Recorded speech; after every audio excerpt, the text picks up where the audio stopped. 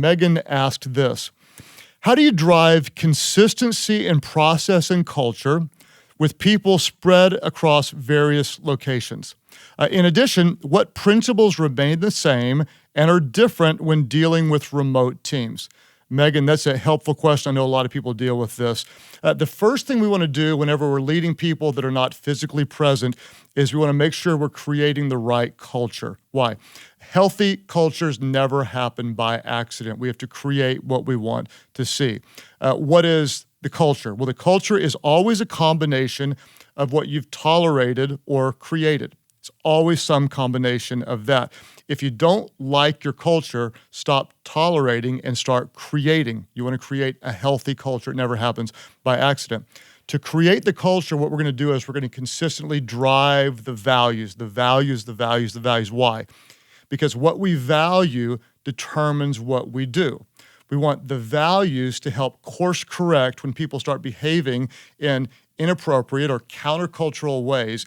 We want the culture to be healthy, and that way it fights off any type of sickness. If your culture is healthy and strong, what it does is it corrects those who behave in ways that would not be helpful or moving the mission forward.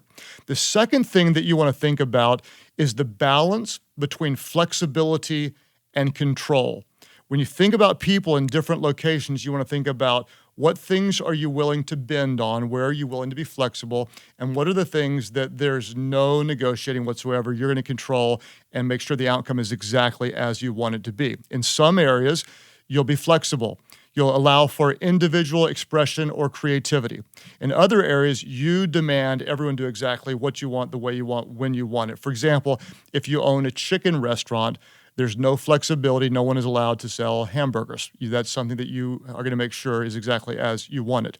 Now, if you're earlier in the process of going to multiple sites, locations, stores, branches, whatever, you'll probably want to lean a little bit more toward control in the early season.